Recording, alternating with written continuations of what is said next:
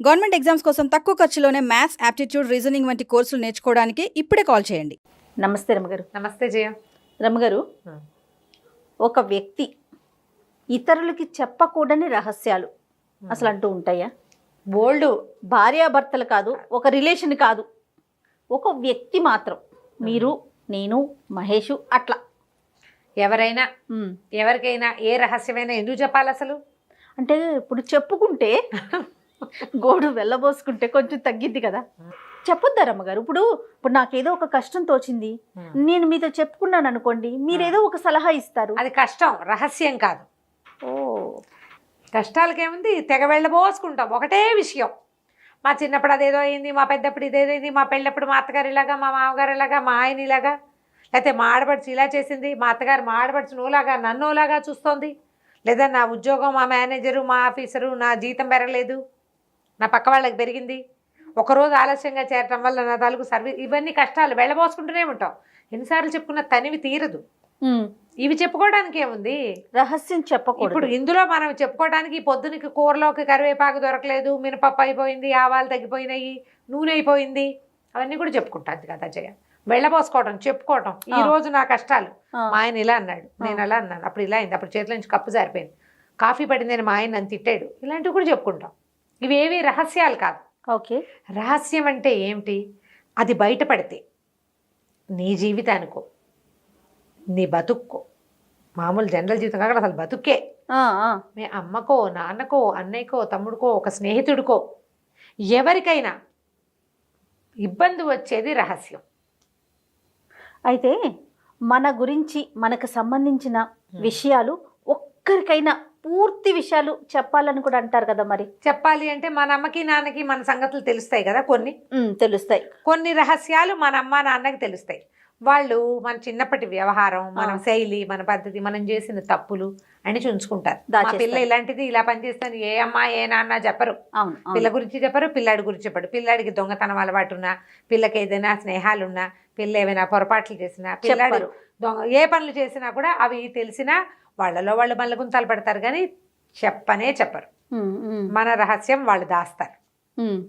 మనకు కూడా మన నాన్న గురించో అమ్మ గురించో మన కర్మగాలి మనకు ఒక రహస్యం తెలిస్తే అది బయట పెట్టుకో. మన అస్తిత్వానికే ప్రశ్న అది. చెప్పం ఎవరికి. మన తమ్ముడో లేదా మనదే, మన జీవితానికే సంబంధించింది, అది అమ్మా నాన్నకి తెలియకూడదు. తెలిస్తే చాలా కష్టం అవుతుందంటే వాళ్ళకి చెప్పం. తమ్ముడికి తెలిస్తే వాడు అమ్మా నాన్నకి చెప్పేస్తాడంటే వాడికి కూడా చెప్పం. ఎవరైనా ఒక స్నేహితులకి చెప్పుకుంటాం. ఇప్పుడు మనకి సంబంధించిన వ్యవహారాలు ఇతరులకి అస్సలు తెలియకుండా కేవలం మనకి మాత్రమే తెలిసేలాగా ఉండవు. ఏంట్రమ్ గారు? మనకి సంబంధించిన రహస్యాలు మనకి మాత్రమే తెలిసేవి. అవి మనకు మాత్రమే ఏమి తెలిసే? మనకు శారీరకమైన విషయం, మన మానసిక లోపాలు, మన కుళ్ళు, మన అసూయ, మన ఈర్ష్య, అలాంటి మనం దబాయించి ఉంచుతాం చూడు, అవి మాత్రమే మనకి. అలా కాకుండా జనరల్ థింగ్స్ అన్ని రెండో వ్యక్తికి సంబంధం లేకుండా ఏ విషయము పొసగదు కదా. ఎక్కడో ఒక చోట ఎవరికో ఒకరికి తెలుస్తుంది, అంతేనా? వాళ్ళ ఇన్వాల్వ్మెంట్ ఉంటుంది. ఎవరితోటో మనం చేసిందో, మనం ఎవరితోటో మాట్లాడిందో, చెప్పిందో, వాళ్ళ దగ్గర తీసుకున్నదో, వాళ్ళ దగ్గర కొట్టేసిందో అంటే రెండో మనిషి ఇన్వాల్వ్మెంట్ ఉంది కదా. 100%. ఇద్దరికి గ్యారంటీగా తెలుస్తుంది. వాడు వీడిని బ్లాక్మెయిల్ చేయొచ్చు, లేదా నువ్వే వాళ్ళని బ్లాక్మెయిల్ చేయొచ్చు. ఇలాంటివి ఉంటాయి. వీటిని నీకు భయం కొలిపే విషయాలని ఎవరికైనా షేర్ చేయాలి. అబ్యూజింగ్, ఇతరులు మనల్ని ఏదైనా శారీరకంగా లేదా మానసికంగా వేధిస్తే స్నేహితులకి చెప్తాం. పెద్దవాళ్ళకు కూడా చెప్పాలి చేయ తప్పకుండా. ఈ అబ్యూజింగ్కి నీ అంతటా నువ్వు వాళ్ళ దగ్గరికి వెళ్ళి ఎవరికి చెప్పకుండా చేసేసి అక్కడ ఏదైనా పొరపాటు జరిగిందనుకో, అమ్మో నేను వెళ్ళానని చెప్తే, నేనే వెళ్ళానని చెప్తే వీళ్ళు ఏమంటారో అని భయపడి మానేస్తారు. నీ తప్పొప్పుకో, జరిగింది చెప్పుకో, పబ్లిక్కి కాదు. ఓకే, జాగ్రత్తగా ఇంట్లో వాళ్ళకో, స్నేహితులకో, ఒక ఫ్రెండ్కో ఖచ్చితంగా చెప్పుకోవాలి. చెప్తే నీకు మనసుకి బరువు తగ్గుతుంది. రాబోయే ఏదైనా ప్రమాదం ఉంటే వీళ్ళు దాన్ని నివారించగలుగుతారు. కనీసం వాళ్ళు నీ తోడుగా నుంచుంటారు, వాళ్ళు నిలబడతారు కదా. చాలామంది ఆడపిల్లలు చేయ ఇప్పుడు ఈ విషయం చెప్దామనిపిస్తుంది. మా పెళ్ళైనప్పటి నుంచి మా గొడవలేనంటే మా అమ్మ నాన్న ఫీల్ అవుతారని చెప్పలేదు అంటారు. మనకు వచ్చే కేసుల్లో చాలామంది అలాగే చెప్తారు. ముందు నుంచి ఉన్నాయి, మా అమ్మ నాన్నకి చెప్పలే. భర్తతోటి ఏదైనా తేడా వస్తే, తేడాగా ఉంటే కొంతమంది ఏం చేస్తారు, తల్లులు చెప్పంగానే తల్లులు రియాక్ట్ అయిపోయి తండ్రులు రియాక్ట్ అయిపోతారు. ఓకే. సంసారం విడదీస్తారేమో అని భయం ఉంటుంది వీళ్ళకి, ఆడపిల్లలకి లేదా మగపిల్లలకి. భర్తలకి, అబ్బాయిలు కూడా వైఫ్ తోటి ఏదైనా ఇష్యూ ఉంటే, ఈ రహస్యం మీ ఇద్దరి మధ్య జరిగింది, వెంటనే క్లోజ్ రిలేషన్స్కి తెలియచేయండి. ఒకళ్ళకైనా తల్లిదండ్రులు బాధపడతారనుకుంటే 2-3 ఏళ్లకి కాదు, వెంటనే మొదటి నుంచి. అవి శారీరక సంబంధాలు కావచ్చు, మానసికమైన ఇబ్బందులు కావచ్చు, ఏవైనా పెట్టుపోతలు, ఆస్తి వ్యవహారాలు కావచ్చు. అత్తవారింటి సంగతి పుట్టింట్లో చెప్పకూడదు అనే పాతకాలపు సిద్ధాంతం ఈ రోజు నడవదమ్మా. అత్తవారి సంగతి వద్దు నీకు, వాళ్ళ రహస్యాలు వాళ్ళకుండని. నీతో ఉండవలసింది వాడు స్పౌజు, భార్యో భర్తో వాళ్ళు కదా. వాళ్ళ సంగతి మీకు ఇబ్బందిగా ఉంటే మీరు బతుకుంతా వాళ్ళతో వెళ్ళాలి. తప్పకుండా షేర్ చేయండి. అత్తవారింటి రహస్యాలు చెప్పమంటున్నానని అనుకోకండి.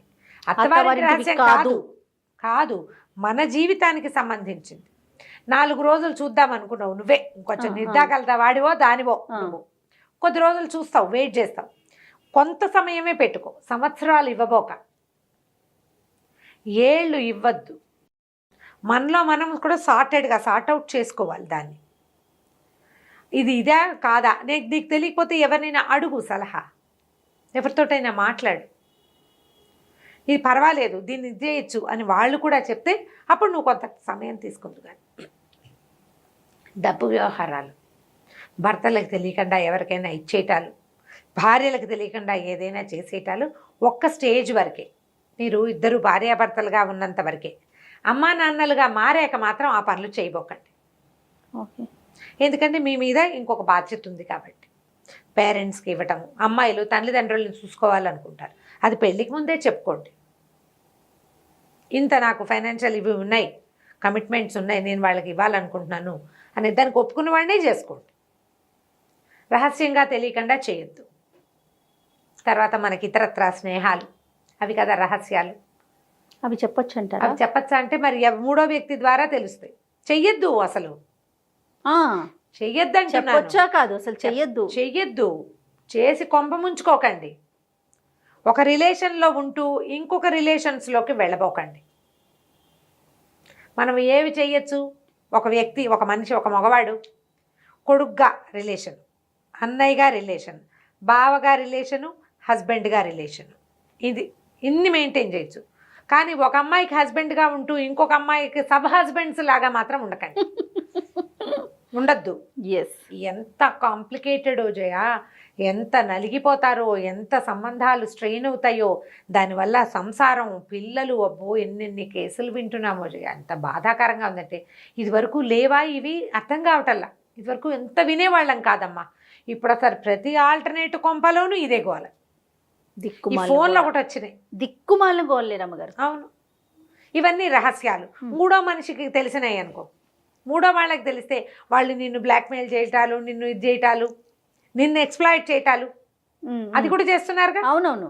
నేను మీ ఆవిడకి చెప్పేస్తాను కాబట్టి ఈ అమ్మాయిని నాకు షేర్ చేయమని. అమ్మాయిలు ఒక షేరింగ్ సబ్జెక్టు, మన బతుకులు తగలబడ కర్మ. అవునండి, ఎప్పుడు ఆడాళ్ళు షేరింగేనా, అంత కర్మ ఏమిటి? నేను సీరియల్స్ కొనుక్కొని ఈ ఆడ మనిషి కరెక్ట్ గా ఉండాలనిపించేస్తుంది, ఆడవాళ్ళు సరిగా ఉండాలి కదా. నువ్వెందుకు షేరింగ్ పర్సన్ అయిపోతావు? ఎందుకు ఒకళ్ళు పంచుకునేందుకు ఎందుకు ఉండాలి? నువ్వు వెన్నెముక లేదు, మనకి ఎముక లేదా వెనకాల? దేంతో బతుకుతాం మనం? ఏ మహత్వాకాంక్షలు, ఏవేవో కోరికలతోటి, ఏవేవో ఊహలతోటి ఇలాగ గాలికి తెగిన గాలిపటాల్లాగా, తెగిపోయిన గాలిపటాల్లాగా అయిపోవటమే కదా పిచ్చి బతుకులు. ఇప్పుడు మనం ఒక వివాహం చేసుకున్నాం, ఏదో పొసగలేదు, ఇక ఇంకో తప్పనిసరి అయితే ఇంకో స్టెప్ తీసుకో, తప్పులేదు. పెద్దల ఆమోదం తీసుకో, నీ జీవితానికి ఇంకొక దారి ఏర్పడు. సజావైన పని, ఈ కాలానికి తగినట్టే. ఎన్ని చేతులు మారుతావు? ఈ మారే గోలు ఎందుకు పెట్టు? అవన్నీ రహస్యాలే కదా జయ. వాటిని కూడా ఓపెన్ బుక్స్గా మనం ఉంచగలుగుతామా? మన సమాజం అందుకు ఒప్పుకోదు కదా. ఉంచలేము, అందుకని దాచగలుగుతామా రమ్మగారు? దాచను లేము. అప్పుడు ఎలాంటి ఇష్యూస్ రేస్ అవుతా ఉంటాయి. సామాన్యమైన వాళ్ళు దాన్ని తట్టుకోలేరు. నీకు అసలు బతుకు మీద ఏ విలువ లేకపోతే ఇన్ని రహస్యాలు పెట్టుకోవాలి మనం. అసలు రహస్యమే లేకుండా చేసుకోవాలి అంటే జీవితం, సజావైన జీవితం, మంచి ప్రవర్తన, 1 to 1 ఉండటం ఇక్కడే సమస్య రమ్మగారు, ఈ ఎక్కువ 1 to 1 సమస్య దగ్గర ఇక్కడే కదా. ఎక్కువ ఇక్కడ సమస్య. డబ్బు రెండో సమస్య జయ. డబ్బు కూడా ఉంటుందండి. 100% డబ్బు వ్యవహారాలు కూడా రహస్యాలు ఉంటాయి. ఓకే. ఒకటి డబ్బు, రెండోది ఇది సంబంధ బాంధవ్యాలు. జాగ్రత్త పడండి. జీవితం క్షణభంగురం. మనం 2 ఏళ్ల నుంచి చూస్తున్నాం. ఇప్పుడు కొంచెం తీరిగా తాపీగా అయ్యి మాస్కులు మానేసి హాయిగా తిరుగుతున్నాం. మళ్ళా ఏదైనా విరుచుకుపడితే ఏమైపోతామో. ఇప్పుడే మనకు అనారోగ్యాలు ఎక్కువగా ఉన్నాయి కదా, ఊరంతా జబ్బులుగానే ఉన్నాయి. అవును. ఎందుకు హాయిగా ఉండొచ్చు కా ప్లెయిన్గా. ఎందుకు వచ్చిన రహస్యాలు. కాకపోతే మీకు ఏదైనా ప్రెషర్ ఉంటే దాన్ని ఎక్కడైనా రివీల్ చేయండి, మాట్లాడుకోండి, చెప్పండి ఇది అని అది తెలుసుకోండి. ఫ్యామిలీ మెంబర్స్ కాకుండా ఇవాళ రేపు మీలాంటి స్పీకర్స్ చాలా మంది ఉన్నారు. గోడు వెళ్ళబోసుకోవటానికి, వినడానికి ఉన్నారు, సరైన సలహా ఇవ్వడానికి కూడా రెడీగా ఉన్నారు కదా. ఇలా వెళ్ళొచ్చు అంటారా? ఇలా కూడా వెళ్ళొచ్చు.